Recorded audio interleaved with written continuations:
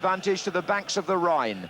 Arnhem has its own assured place in European history, and later this season the town will mark the 50th anniversary of the Great Battle.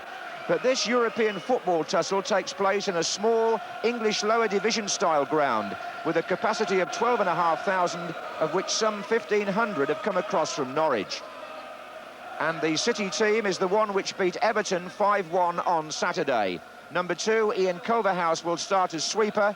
And number 7, Efan Akoku's 4 goals at Goodison Park attracted the attention of the Nigerian World Cup manager, who's here tonight. Vitesse welcome back at number 2, the Dutch international Edward Sturing. That's the only change from the first leg, when Arnhem feel they squandered 3 good chances before that Norwich 3-goal blitz. But the Dutch team are fresh tonight because their scheduled league match in Eindhoven last Saturday was rained off.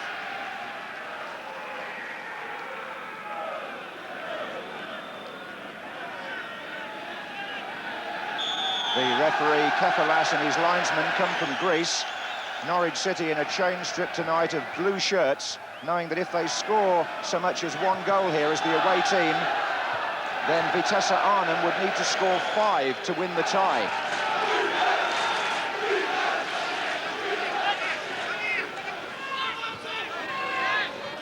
Here's Boss.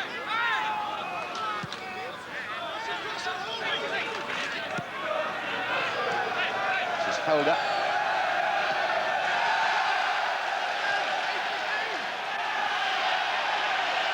Good run by Helder. Oh, and Gunn dropped it. Hillhouse in quickly, and somehow they kept it out. And that was a bad moment for the keeper. Lammers, number 6, was close in too, but it was Helder that caused the trouble with the run and the cross, which Brian Gunn seemed to have, and then suddenly he spilled it. Corner.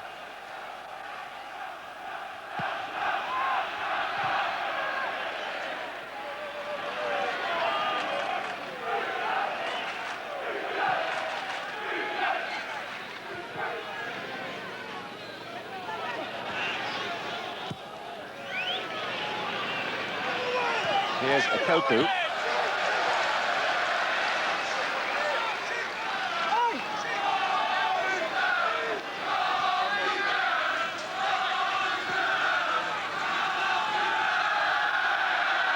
Strahl. Helder again. Hillhouse. Good challenge but by Culverhouse. Sturing. Still he goes on. Bowen's got to be a bit careful here. He's buffeted him twice. Here's Latahiru. In again towards Strahl. Good defending.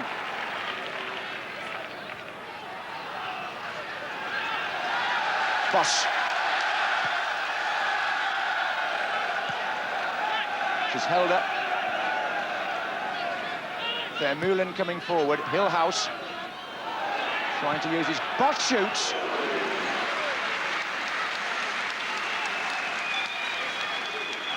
That was number 4, Theo Boss, from way out, but Brian Gunn had a good sight of that from Boss.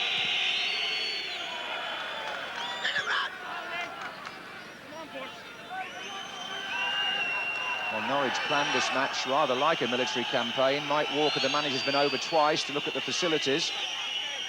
They've been very careful in their preparation. And I hope that continues, and it might well, because Ruel Fox has broken clear, and he's got Akoku square and unmarked, and Akoku! Well, 4 goals on Saturday, and a glaring miss tonight. That's football for you.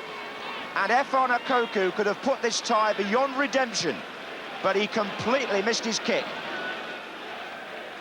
Ruel Fox, a great run, and a superb cross. Nothing wrong with that, but it went through one leg and off the other. Dear, oh dear. Lammers. Oh, it was meant for Koku, but it gave Crook the chance to intercept, and Ikoku finds Fox. That was a bit, good football from Norwich. I was going to say it's a bit close, but they got away with it beautifully. Here's Goss. Crook. I don't know how many passes Norwich strung together there, but it was very nearly double figures. That's a terrific ball for Ruel Fox from Rob Newman. And the back heel was the first time for about 2 minutes that Norwich lost the ball. There was a splendid passing movement there that went all round the left side of the pitch. Mike Walker, who's carefully laid plans, have so far come off. Here's Boss.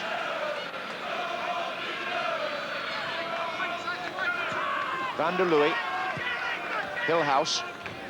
But they're staying very tight. Too tight, says the referee. Rob Newman penalised for the foul, or the challenge on Hillhouse, deemed to be a foul.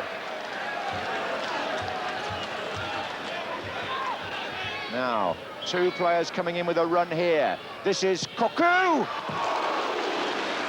whose left foot is well known around these parts. Philippe Cocu used to be a left winger, now plays in central midfield. And clearly he fancied his chances there. In fact, the man jumping, the ball went underneath his feet.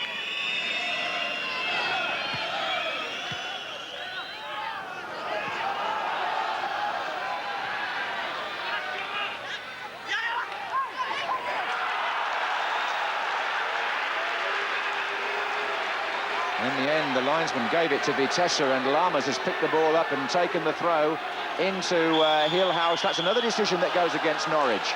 Chris Sutton is penalised.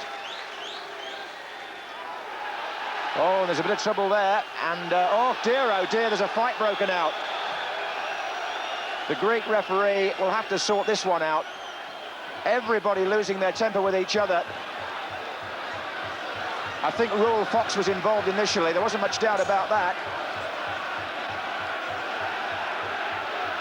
Brian Gunn seems to have become the peacemaker here. He's waved Sutton away.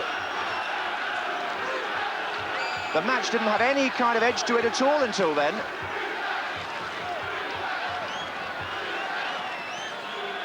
And for his part in the scuffle, Efan Akoku gets the yellow card, along with the number 4 of Vitesse, Theo Boss.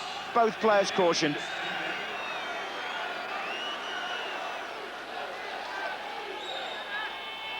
Lammers, well held by Gunn.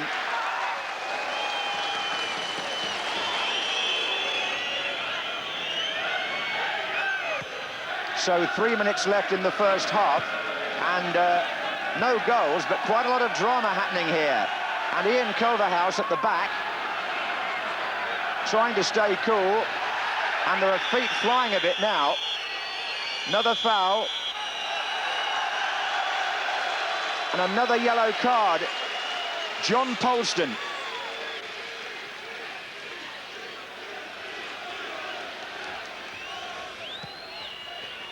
Van der Looy goes in.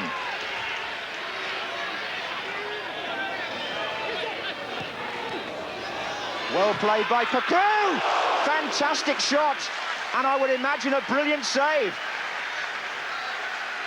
Well, Philippe Cocu, number 7, hits this with power, and Brian Gunn, the right hand goes up and saves Norwich.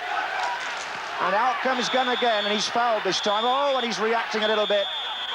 And this has become, well, they're all trying to calm each other down a bit now. That was Vermeulen who was in on the goalkeeper. And the Greek referee has got his hands full here on his birthday. Half-time in Arnhem, and a chance perhaps for both teams to cool down a bit. There was a stormy spell there in which yellow cards were being shown and tackles were flying in. But the important thing is the Norwich players argue with the referee at half-time. Not a wise thing to do. The important thing from Norwich's point of view is that they've got through the first 45 minutes without conceding a goal.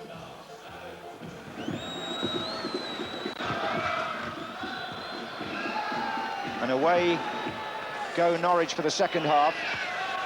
45 minutes away, in fact, from a place in the second round of this competition. And bear in mind, it's really the 4th time that Norwich City have actually qualified for Europe. On the first 3 occasions, once as League Cup winners and twice for league position, they weren't allowed to compete because we were in the middle of the ban on English clubs after Heysel.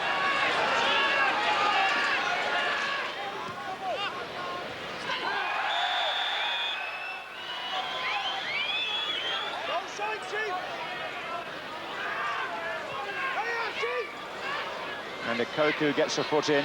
Oh, bit of a dive in there by Ian Crook. Here's Helder. Well, Vitesse are looking for the kind of second-half blitz that Norwich produced in the first leg, aren't they? 3 in 21 minutes that night at Carrow Road. And the Dutch need something along those lines here tonight. Now,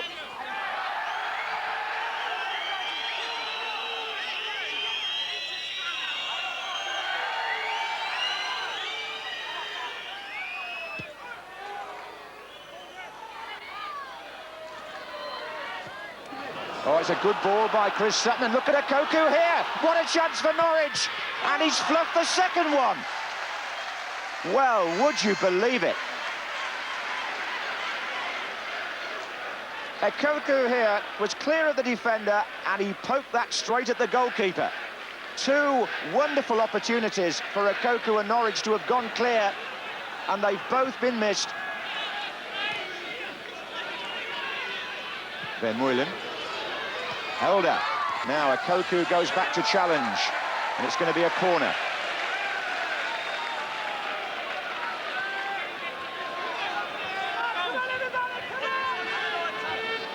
Van der Leeuwen and Vermeulen up there for this one. Strahl on the goal line.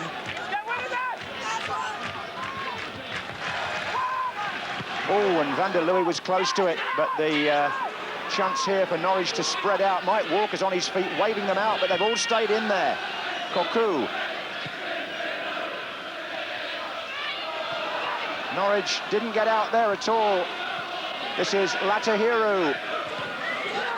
Oh, and Butterworth couldn't stop him. Oh, great save, Gunn.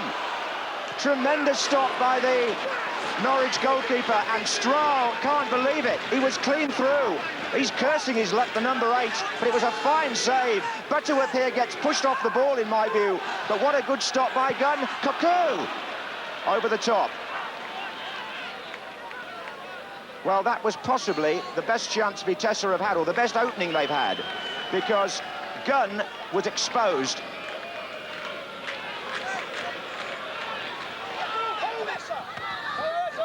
That's fallen quite nicely for Ruel Fox. Koku's in the middle, and so is Sutton. But he's laid the ball too close to the goalkeeper, Ruel Fox. And what was a promising opening for Norwich came to nothing. Here's Lamas.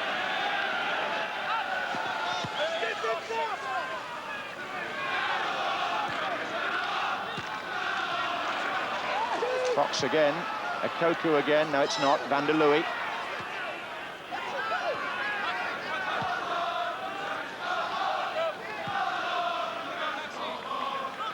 Boss. Pothausen. Hillhouse running ahead. This is Boss. Oh, he got that away to Koku, who's then given it away himself to Hillhouse.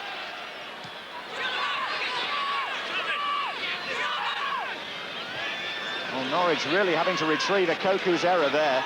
Boss again. Pothausen's header on, easy for Gunn.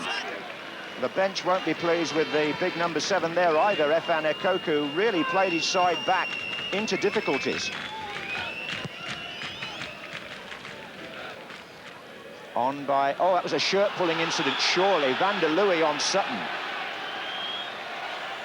The referee spotted that, then it's got to be a free kick to Norwich, and indeed it is. And Van der Leeuwen, I think, lucky not to be cautioned. Certainly pulled Sutton back there.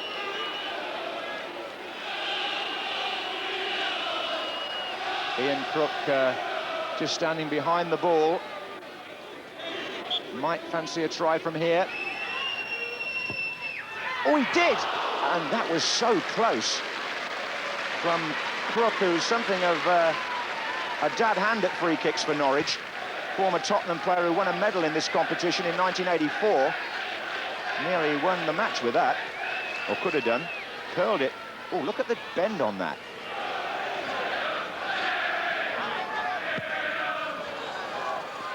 John Polston again keeping a check on Helder. Here's Lamas. Vermeulen. Little ball in for Hill House. Vermeulen, challenge comes in behind him. Here's Lammers again. Number 7, Cocu. Good header out, this is Sutton. Now, could he get a Cocu through the middle? Oh, look at the pace of the man. And he's going to be clear for his third great chance. Surely this time, Efan Cocu, has he gone too wide? He's hit the side netting and he's missed a hat-trick now of chances. Well, he's through. He goes round the keeper, who drives him a little bit wide. If he'd gone down there, he might have got a penalty. Instead, oh dear me, 3-0, still the aggregate score for Norwich. Pothausen on the far side for Vitesse.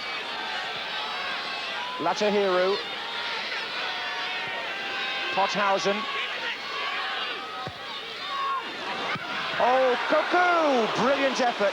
He really is, over the 2 matches, I think their most talented player, the number 7. He was stretching there for the volley, but it was spectacular and it nearly counted.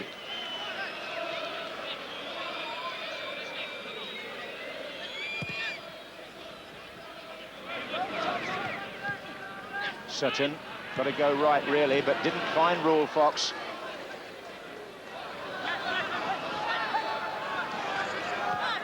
Here's Lammers. Pothausen, away by Goss. Cocu, Goss is in again. Pothausen to Van der Leeuwen. Latahiru. Another good Norwich tackle coming in from Bowen.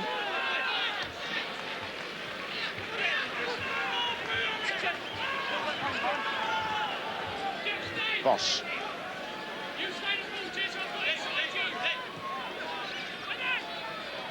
Not a bad turn, that. And the deflection on the shot sends it onto the roof of the net for a corner.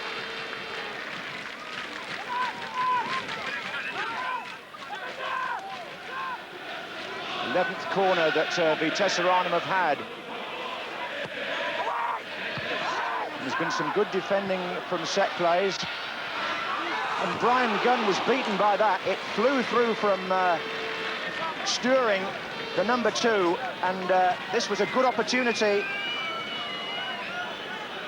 Oh, it just the outstretched leg and just past the post. Actually, he was a long way out, Sturing, when he hit it. Lammers.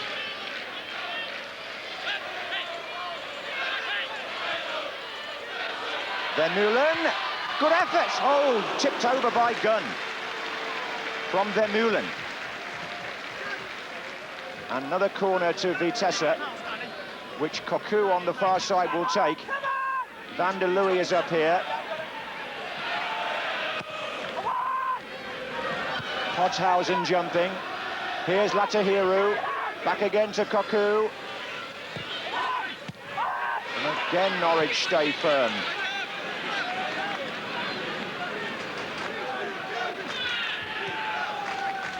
Here's Boss.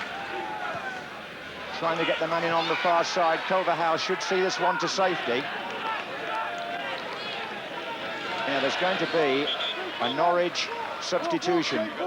Efan Okoku is being pulled off, and Gary Megson, who was the man of the match in the first leg, is taking his place.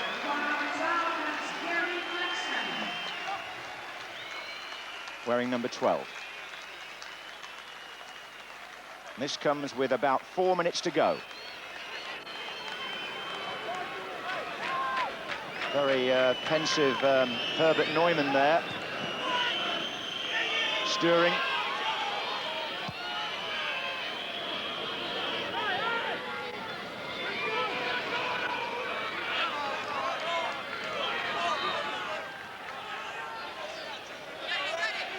Efan Okoku could have sewn this matchup very much earlier, but it didn't matter in the end because Norwich City have done a most professional job on the first night that they've actually played competitively in Europe, away from home.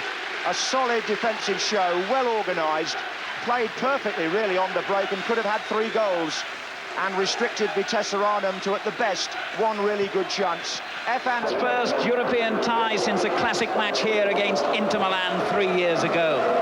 And after After drawing the away leg in Bratislava, Villa are expected to complete the job tonight. The good news is that goalkeeper Nigel Spink has overcome a thigh injury and striker Dalian Atkinson has recovered from flu. But the bad news is that England defender Earl Barrett is still unfit. His place at right back is taken by Neil Cox. Guy Whittingham plays his first ever tie in a major European competition, and he might just be the key man in Villa's 4-3-3 formation. Slovan are the only club from what used to be known as Czechoslovakia who've ever won a big European trophy, and they proved in the first leg that they're a skillful team who play neat football but lack a natural goal scorer since selling their star striker Dubrovsky to Real Madrid. The referee is Peter Mikkelsen from Denmark. Well, Aston Villa have lost only once in 11 games this season, and that was against Manchester United. And they've promised that their tactics will be to produce an early barrage here against Slovan Bratislava and hope that they get the early goal that will surely change the face of this tie. The team from Bratislava know they're in for a tough night here, but they're an experienced club in Europe. This is their 15th season and 53rd tie in all.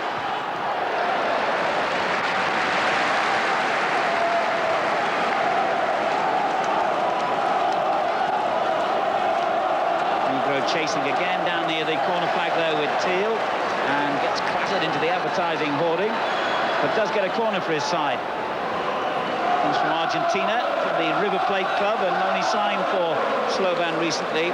Big favourite with their supporters, and takes all the corners and free kicks for them. And that's a useful one to the near post. And Dalian Atkinson and Staunton having a little disagreement there about which one of them should have gone for that.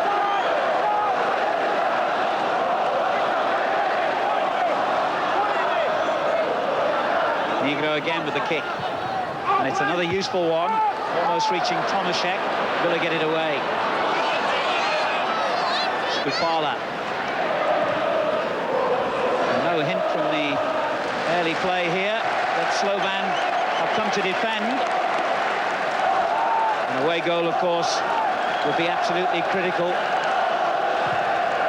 And that's a tremendous effort from that range. Spink obviously knew exactly what he was doing there. He didn't even make an attempt to reach that ball from Negro.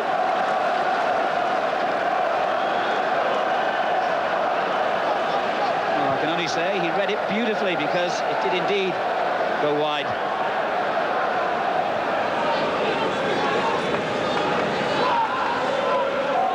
Cox. Excellent ball. Saunders. The throw-in of the man.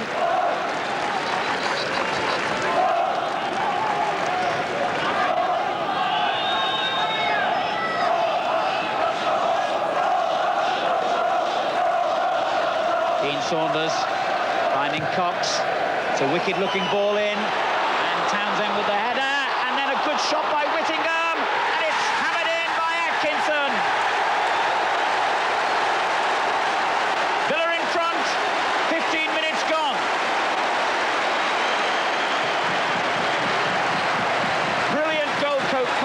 By Dalian Atkinson. Reacted quicker than anyone else. It was a fine ball by Cox that started the trouble here. The little header down had the defender Zaman in trouble. That was a great acrobatic effort in the first place from Whittingham. Richardson miskicked. Atkinson didn't. The deep ball causing the early problems. Townsend's header had the defender in two minds, and it was a very bright piece of finishing.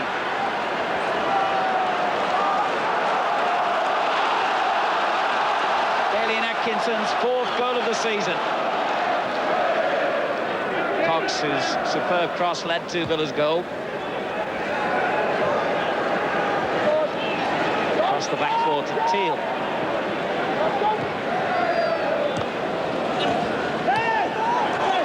It's good play this by Villa. Bright and inventive football. Townsend takes over and whips it in towards Richardson. Unlucky. Once again, Kevin Richardson breaking forward from midfield and timing his run to perfection almost. The build-up play was scintillating by Aston Villa. 4 players involved. The final ball in by Townsend.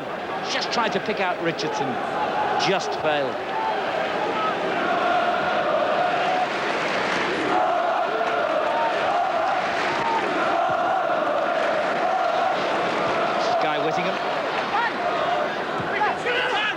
Richardson on to Cox, playing well at the moment, Villa. Oh, that's a superb effort.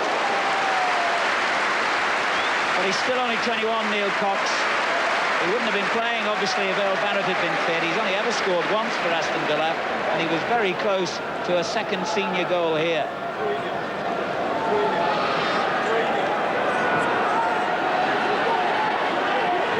Christopher or Slovan, they're 1 down. He's given it away. Townsend, Dean Saunders, and Daly and Atkinson now. Whittingham just ahead of these two. And Cox again using this space intelligently on the right. Richardson. Townsend, fancy a shot here. And he was right to fancy it.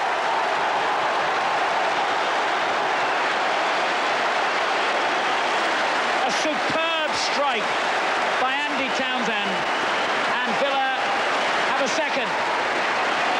Once again, it was a neat and thoughtful build-up by Aston Villa, and the final shot by Townsend for his second goal in an Aston Villa shirt was stunning. Kicked his spot very deliberately. No goalkeeper would have got near that. Aston Villa 2, Slovan Bratislava 0.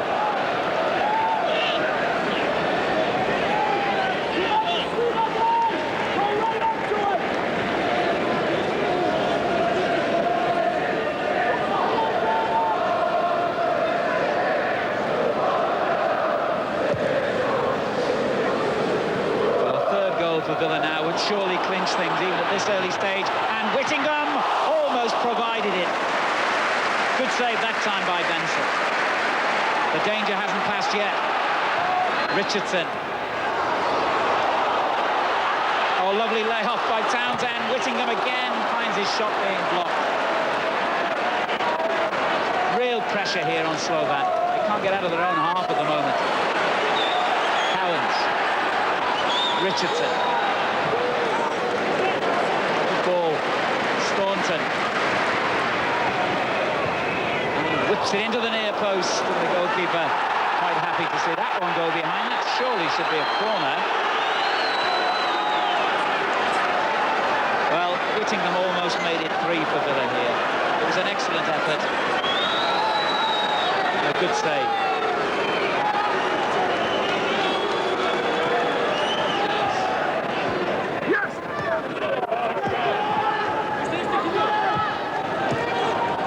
Good 1-2 football in the middle of the field. It earns the applause of the Villa supporters. They've only just crossed the halfway line, and now they've given it away. And that, frankly, sums up Slovan. They are a neat and attractive side, but they don't really play their football in areas where it's likely to hurt the opposition.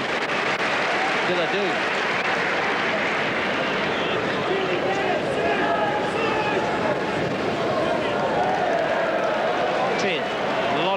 To move forward. Townsend. Cox. And now Saunders. That's a lovely turn by Saunders. Didn't quite get the meat behind the shot, but the way he engineered the opening was superb and so typical of the Welsh international.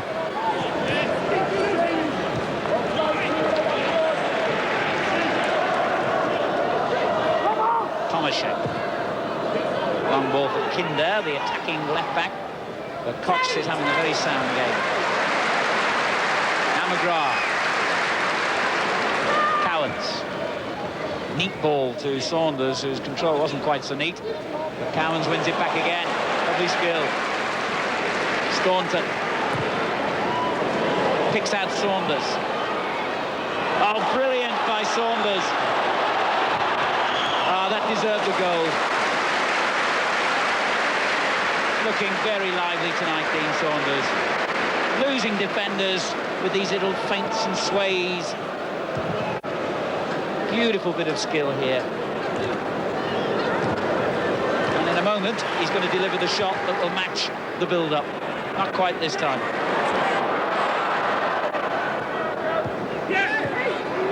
It's all confined to midfield, this good football from Slovan, and that's not going to do them any good with a 2-0 deficit.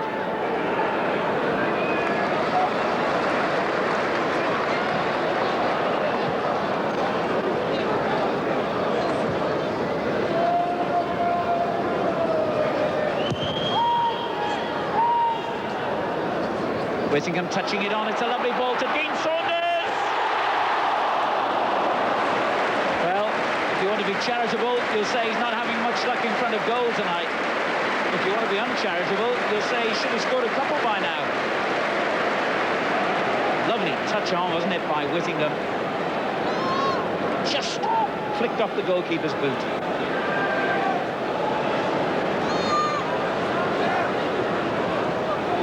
With the corner. This could be about the last kick of the half as well, and Atkinson gets up with the goalkeeper to make it difficult for him. We're into stoppage time. Cowans again. Townsend. And back it goes into Saunders. And now Cowans. Well, the clearance was miskicked straight to Richardson, who picks out Daly and Atkinson with a good ball. It was an acrobatic effort by Daly and Atkinson. Such are the Dennis laws about that. At the other end, Timko has got clear with the ball. And he's got people to pick out in the middle, including the substitute Lance here, who makes room for the shot and couldn't deliver it. And for that, Villa should thank Gordon Cowans, who got back and made it difficult for him. But a bit of concern in Villa ranks about the way the substitute Lance found room here. That was a nice touch, and here Cowans just did enough to put him off the shot. But a warning sign for Aston Villa late on in the first half. In fact, that's the end of the first half, so it could have ended on a high note for Slovan, but instead it ends on a very satisfactory note for Aston Villa. 2 goals in the space of 7 minutes. Daly and Atkinson scoring the first one, and the second, a brilliant strike by Andy Townsend. Villa could have had more, and Slovan were penned in their own half for long periods. Half-time, Aston Villa 2, Slovan Bratislava 0. Slovan Bratislava get the second half underway then, 2-0 down, and facing a tactical dilemma. They play with a sweeper, and you might be forgiven for thinking, what's the use of having a sweeper when you're 2-0 down and you've got to get a goal? So it'll be interesting to see if they change things around tactically. They have, in fact, during the half-time interval made a swap anyway, because they've brought on this player, Pavel Gostiš, a striker, and he has replaced Jaroslav Timko.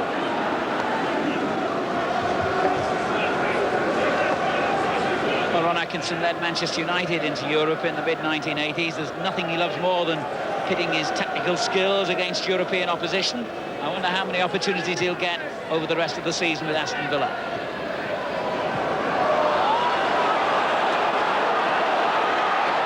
Atkinson doing brilliantly well there. I thought he'd run out of room, and the cross punched away by the goalkeeper and should have been knocked back in by Richardson, and he knows it.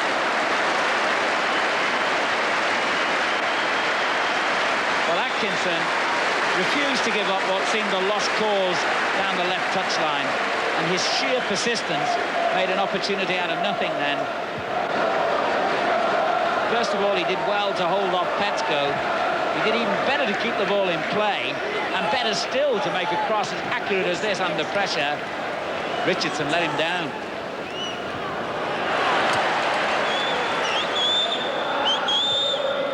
Slid forward by Previla to Lance. Now to the second substitute, Gostiš. He's brought down. Slovan get a free kick. Dive, says Steve Staunton.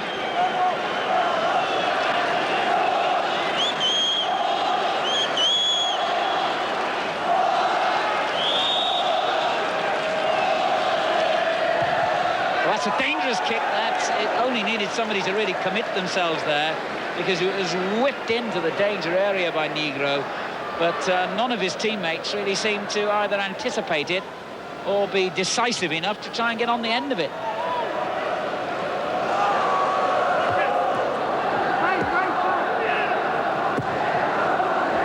Teal, good ball. Whittingham, not one. He's a bit disappointing tonight, Guy Whittingham.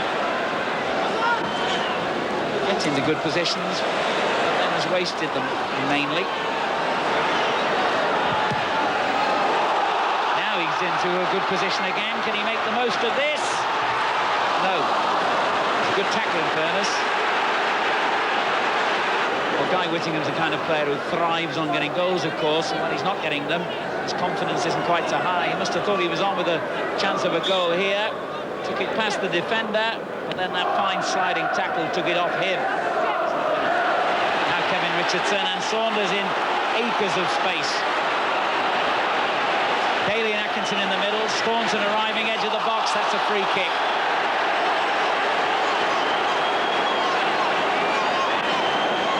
And the guilty man, the substitute Lance, shakes his head.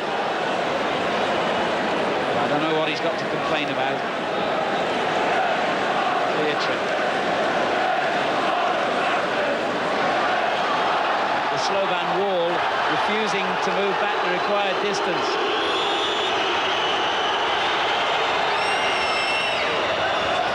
Staunton hits it. Pushed away by the goalkeeper. And Villa get a throw. It does strike them brilliantly.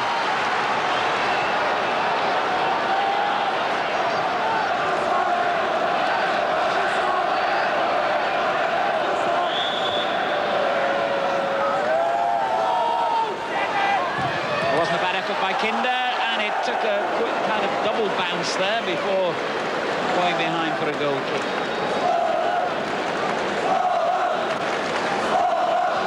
Cannon off a couple of players, it seemed, on its way towards goal. 1, 2.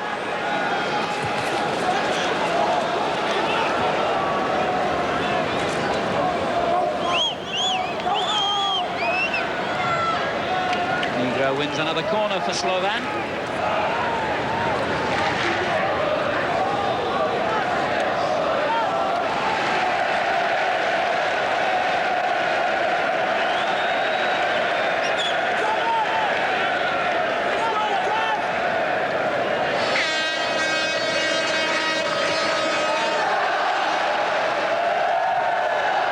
Goes in high towards Tomaszek.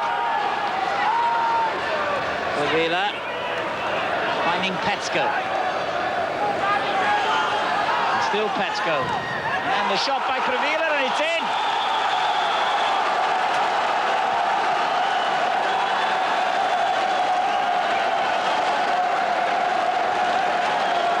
Title with the final effort that found the back of the Villa net. And Slovan Bratislava, against all the odds here, with only 4 minutes to go, have pulled back a goal and given Villa a few anxious moments late on. I thought it might have tapped someone else on the way in, but it didn't. It went directly in from his shot after Petsko had done all the hard work in the build-up.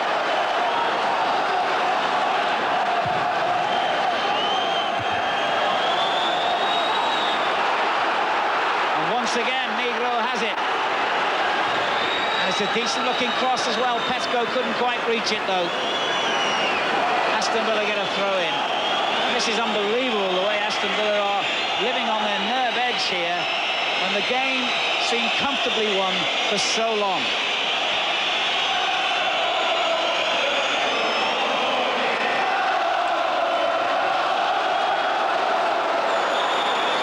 Lance, it's all over now, but my word, Aston Villa gave themselves a comfortable start and a very uncomfortable last few minutes. And Ron Atkinson not looking too happy that his side made heavy Finding that they can't be complacent tonight. They only have to look back to their very first season in Europe, when having scored 7 goals away from home, they then lost 3-2 in the home leg. That was 30 years ago against a team of Danish part-timers. I'm sure there'll be no repeat tonight. Lee Dixon will be aiming to make sure of that on his first appearance since the Coventry City game on the opening day of the season. He's overcome a foot injury to regain the right back spot. Martin Keown, whose own goal in Denmark gave Odense early encouragement, reverts to the centre of defence to the exclusion of Andy Linnigan and will partner Tony Adams, who's passed a fitness test on an ankle injury. Odense, who won the Danish Cup for the second time in 3 years, also make a defensive alteration. The huge blonde figure of Per Hjort has been drafted in to take the place of the injured Torben Songild. The referee has come from Germany. He's Hans-Jürgen Weber, and the only other time he was over in the British Isles, he was officiating at Wrexham. It could be a nerve-wracking night for the Danes in one of the world's great stadiums, and Arsenal begin by attacking the famous clock end. Odense in the blue and white, and Arsenal, who's Captain Adams here, pushes the ball out of play down that far side, are in their familiar red and white, of course.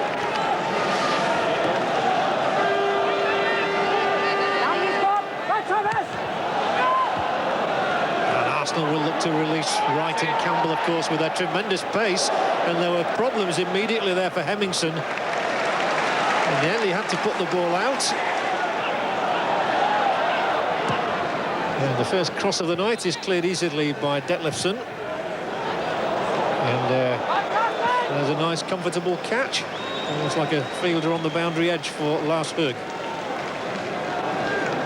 Danish international goalkeeper, George Graham, looks pensive, doesn't he? Very thoughtful for the time being. Oh, that's a free kick.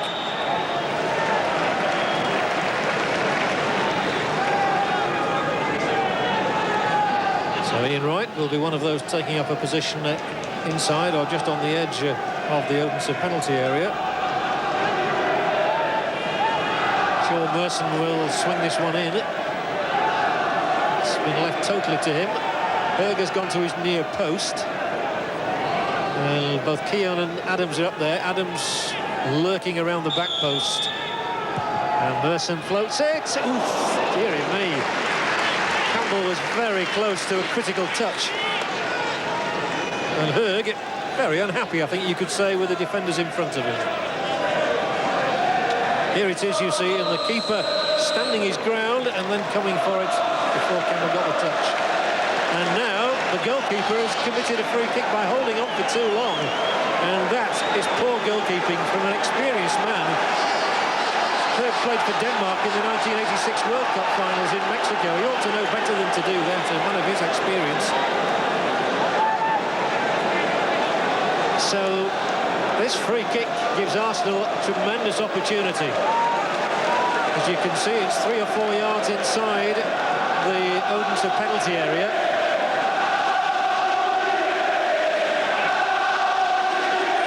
Davis is there, Campbell is there, Wright's taking up a position in the wall. So there are so many options here. Winterburn could hit one, so could Merson. Who's it going to be?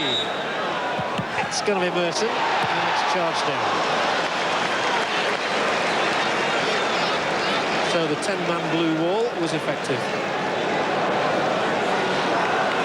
Odense's coach there is Kim Brink, making his notes. He's been in charge for a couple of seasons, having come through in charge of the youth team there. Good work, McGoldrick again. The ball in a fairly simple one to clear, though. Dixon keeps Arsenal coming. Campbell's onside here. He's in that area. Kevin Campbell. Høgh makes the save. He just got no side of the defender when they were looking for offside, but he stood his ground. And the goalkeeper spread himself well. Campbell's looking a real menace this evening, and under pressure here from Hemmingson, the ball just ran away from him and the keeper was able to narrow the angle. Corner it is. And they're still all in there as McGoldrick delivers it. Høgh goes to catch, punches out. And now the flag is raised for offside. Well, there are a few Danish fans who've made the journey over from the birthplace of Hans Christian Andersen. Hoping to see a fairy tale, no doubt. It's only the second time Arsenal have competed in the Cup Winners' Cup. The year they did the double, of course, so they chose to play in the European Cup. Naturally, now then, here comes Wright. It's just ran out of his way. So Arsenal have never actually lost a European Cup Winners' Cup tie. Although they've never won it. That sounds odd. It's because they reached the final, of course, against Valencia. And in 1979-1980, drew 0-0 in the final and lost it on penalties. They might actually beaten them again. And here they have a corner now. Keown's calling for it right on the goal line. It might get to him as well. The punch out from Hurd was good. Jensen plays it back over there. Adams has stayed up. Now Davis, and they look for offside. He's not off. Tony Adams. Oh dear. If it had been Wright, if it had been Campbell, if it had been Merson, it would now be 1-0. It was Tony Adams. He couldn't believe he was onside. And by far the simplest chance of the night, if not of Tony Adams' career, has been spurned. Adams took it on. Wright was alongside him as well, and he hoofed it over. Great disappointment that for the Arsenal captain, who's not scored since the FA Cup semi-final win over Spurs last year.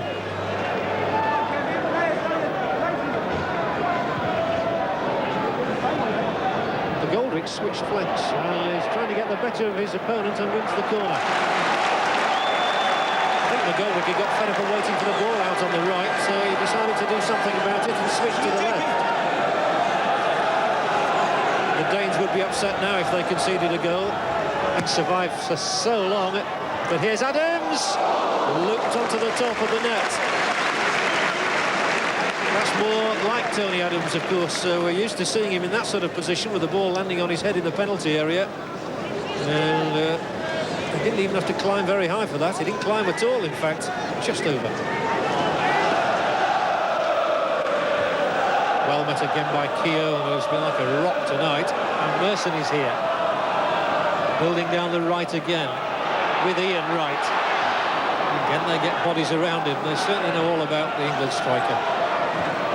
They've combated him well. Now, here's Charmy. He can run at them. He's got Torrup on his left. Still Charmy, feds it through for Nielsen. And Nielsen got all the way through and then found Seaman denying him a goal. And that again is a clear warning to Arsenal. It's all smiles now, but David Seaman wouldn't have been smiling if he'd been picking that one out of the net. And Alan Nielsen, who's a tremendous worker and a good runner who gets into good positions, took it on from Charmy then and hit the shot straight at David Seaman. And I'm sure they have been just a little lax tonight at times, Arsenal. Always that danger of complacency creeping in. You've won the away leg. Dixon and Davis. And McGoldrick.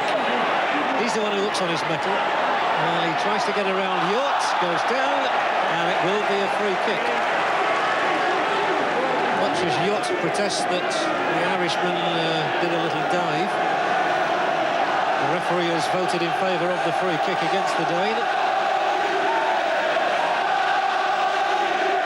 And the chant is, come on, you Reds. Arsenal want that one goal tonight, which would stretch their advantage unassailably. Here it is, Campbell!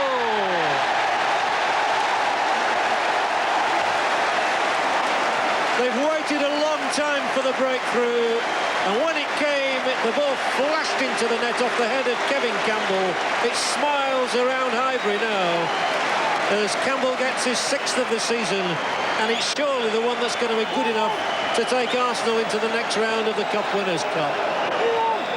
You won't get a more positive header than that.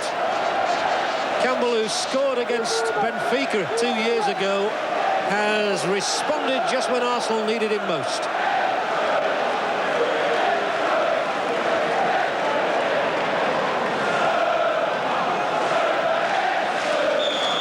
Well, the tall defenders, Hemmingson there, and Yachts couldn't do anything about that.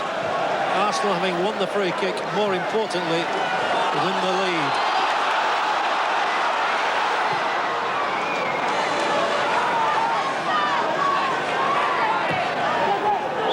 Goldrick is caught.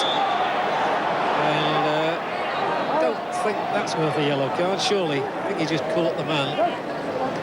Nielsen. That was a fair decision. And Arsenal are going to make a change. I think they're going to bring Ian Wright off, who's not really been himself this evening, and give it Alan Smith a run.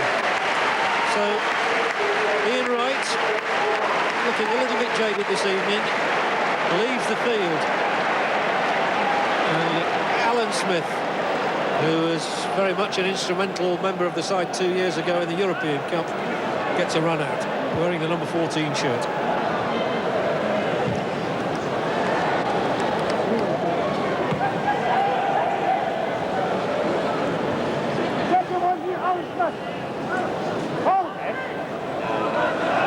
There is Smith, first time. It's a good touch from him as well, and here might be a goal.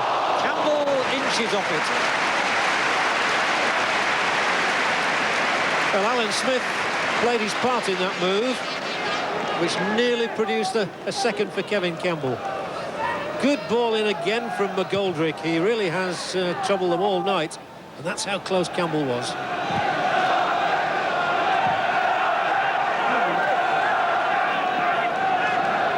Again, it was a poor ball out of defence from Odense.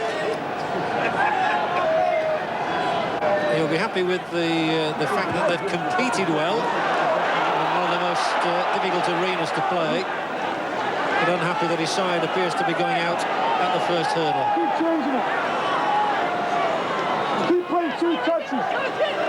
No, you don't want it there. You don't want it there. Inside the area is Smith. There are 2 men alongside him, but it's been reversed to Davis. That's a great ball in. Chances here, surely. Jensen, no. All he had to do was cut it back, and Campbell had to be a scorer. Jensen tried to waltz his way around Herc, and eventually the keeper got a touch. But what a lovely ball that is from Paul Davis. Delicate. Jensen tried to go on the outside of the keeper, who just got his fist to it. Still, it's an Arsenal corner. They want a second. Here comes Adams again. Keown can't control it. Davis. Jensen. Nielsen knocks it out.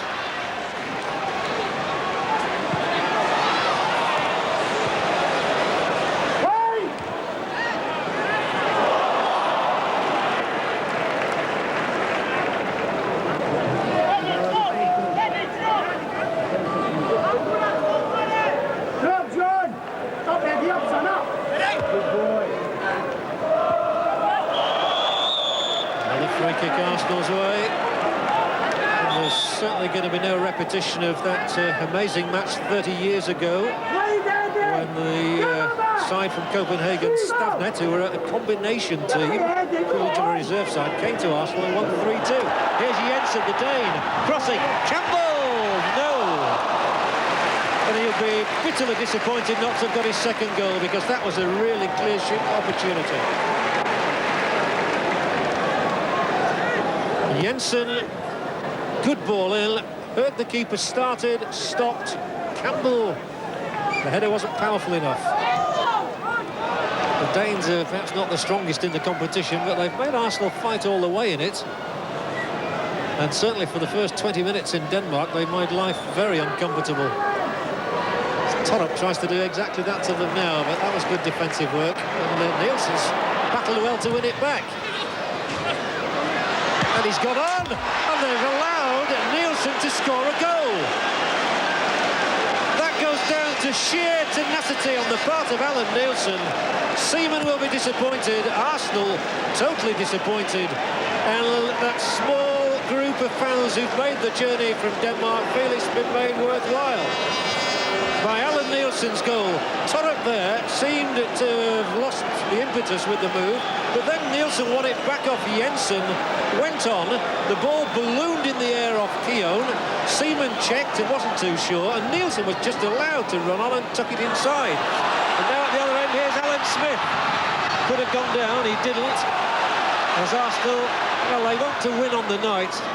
It would be seen as more than disappointing if they don't actually win the match.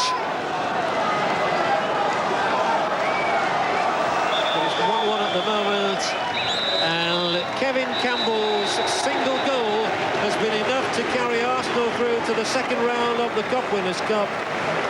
Odense managed to exert a little pressure in the closing stages because of the tenacity of Alan Nielsen, who went on to score a goal that Arsenal really gifted to him. But it's good enough on the night as a 1-1 draw for Arsenal. They go through 3-2 on aggregate. George, safely through, but you put some unnecessary pressure on yourself at the end, didn't you? That's what keeps me slim, the last 5 minutes, you know, when they get the equaliser and you think if they get another one, then it's all square, it's level then.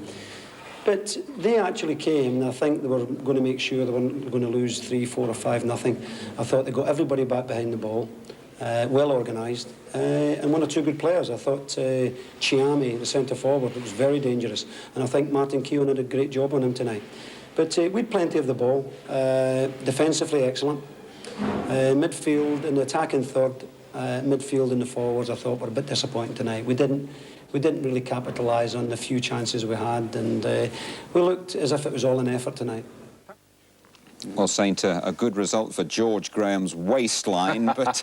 Isn't it amazing it went the same as a Villa? Yeah. You know, 4 minutes from the end, they lose a goal, and it's all panic stations. I got the feeling he was a bit disappointed there overall. Do you share that disappointment? Yeah, I think so. Again, like Villa, they had early pressure and had chances, and really, you know, Kevin Campbell scored a goal and should really have got more than the one. This is the goal. You always feel with the Arsenal, you know, they're going to score from set pieces. And look at Campbell, acres of space, simply because the Arsenal move people around at set plays, and it gives people a chance, you know. It's very difficult to mark them. This... Again, another here. Oh, this was a lovely chip of Jensen's, and it just sat up.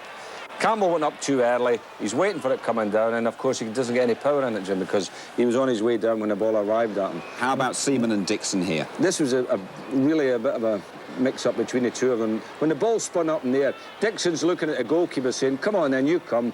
Goalkeeper's looking at Dixon saying, "Well, it's your ball, really," and between the two of them, ends up in the back of the net. So, I mean, these misunderstandings happen in football, even with quality international players. OK, Saint, thank you very much indeed. Well, next, the goals from Manchester United, all these significant results from Europe. Action from Ayresome Park as well, Middlesbrough and Leicester from the top of the First Division. Kicks it off with the Champions Cup. Cork City 0, Galatasaray 1, 3-1 to the Turkish champions on aggregate. FC Copenhagen 4, Linfield 0 after extra time. The gallant Northern Irish go out, but it was very close. Copenhagen only forced extra time with a goal in the last minute. Levski Sofia 2, Rangers 1, 4-4 on aggregate, but Rangers go out on away goals. Nikolai Todorov, the Bulgarian international, got the winner for Levski in the 90th minute, just when it looked as though Ian Durrant's goal was set to take Rangers through. Manchester United 2, Honved 1, as we've seen. In the UEFA Cup, Aston Villa 2, Slovan Bratislava 1. Celtic 1, Young Boys of Bern 0 after extra time. An own goal from Alan Bowman after 106 minutes won it for Celtic. So one half of Glasgow is still in Europe. Vitesse Arnhem 0, Norwich 0. Norwich comfortably through after that very impressive first leg. And in the European Cup Winners' Cup, Aberdeen 4, Valur 0, 7-0 to Aberdeen. Arsenal 1, Odense 1, Shelbourne 1, Panathinaikos 2. In the Ensley Insurance League Division 1, Middlesbrough 2, Leicester City 0. Middlesbrough go top. The goals from that one coming up. It was a bit of a surprise at Ayresome Park, really. Middlesbrough hadn't won in 4 league games. Leicester had won their last 4 all away, but Middlesbrough, with John Hendry having one of his better nights, always looked the more likely. And 32 minutes in, Hendry's clever flick and Paul Wilkinson's left foot got them the goal they'd been threatening. A win would have moved Middlesbrough level with the leaders Crystal Palace, but they needed another goal to go above them to the top. And midway through the second half, Hendry thumped in his 9th of the season. Middlesbrough, the new leaders. Leicester drop to 4th. Gabriel, thank you very much indeed. Saint, a brief comment from you on what we've seen tonight. I've enjoyed it. I thought United played very well. I was happy for the Villa and, of course, Arsenal as well. It's nice to see our boys getting in there. Disappointed about Rangers. I thought you might be. Thanks for your company, Saint. Well, the next big football date here on ITV, a fortnight's time. October the 13th, England's World Cup destiny will be decided in Rotterdam. Holland against England, the whole match, it's live. It's only on this channel, a huge sporting occasion. Also, the Republic of Ireland, Spain in Dublin, live in the afternoon, and the Republic could well seal their place in the States. We've seen, though, a win treble for England. Villa's storming start sees them through. Arsenal's set-piece expertise, crucial once again. Manchester United, well, they march on, thanks to a brace from Bruce. A few scary moments along the way, though. They're all still standing. Bye-bye.